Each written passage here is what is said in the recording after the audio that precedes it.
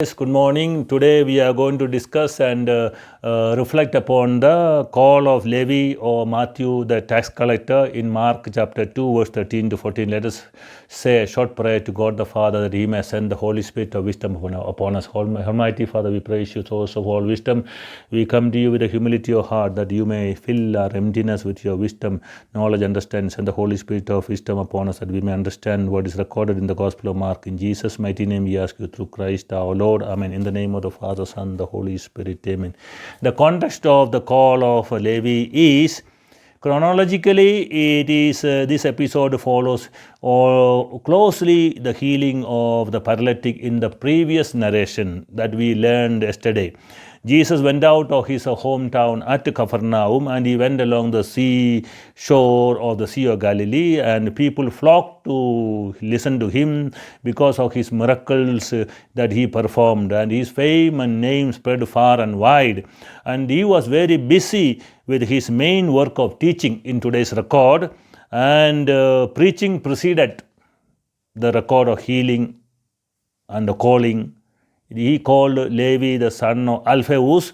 He is not Alphaeus the son of James, the father of James the less, but he is a son of Alphaeus, another person. Levi has got two names, Matthew. And Levi does not appear in the list of the 12 in Markan record chapter 3 verse 13 to 19. In the Matthean record chapter 9 verse 9, Matthew is known as a man called Matthew. And in Matthew 10:3, he comes in the list of 12 apostles. He is a disciple. Now he became also belonging to apostolic group. Now he was in the toll house or telenion. Telenion means a customs office. Levi is a Jewish tax official from Capernaum engaged in the service of Herod Antipas. He is not a publicans, or in Latin we call publicanus. Instead he is telones, tax officer.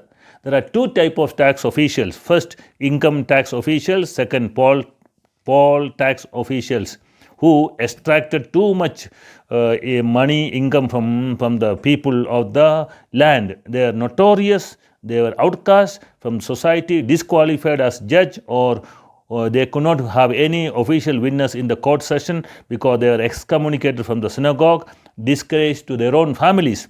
150 years after, later on, after the death of Jesus, Celsus, an enemy of the church, reviled the Christians because he wrote that their master Jesus made infamous men, publicans and sailors, most wicked people, to be his disciples, to be his pupils.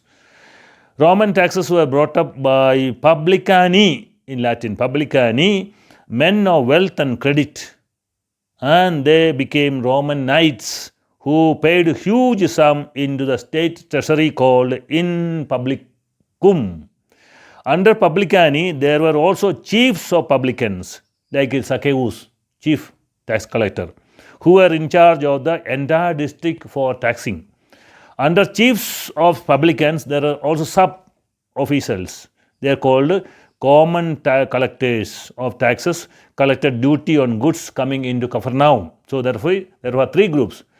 Publicani, the chief most, and the chiefs of the publicanus second, and third one is called common tax collectors.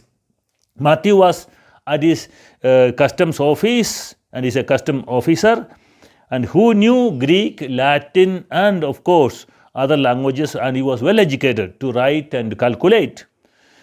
All publicans were hated and despised by the Jews because they were instruments of Roman oppressors and they lacked patriotism and nationalism.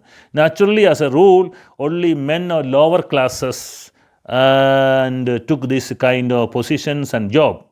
Christ saw him in the customs office and called him, "Follow me."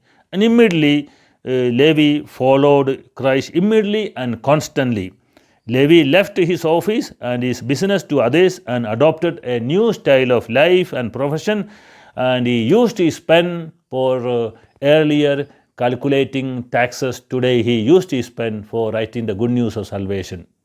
Pen, the same pen became for writing the good news, the Gospel of Matthew. Let us pray. Almighty God, we thank you for the revelation you give to us. May the message of the Gospel of Mark help us to follow Christ constantly and steadily and all the days of our life.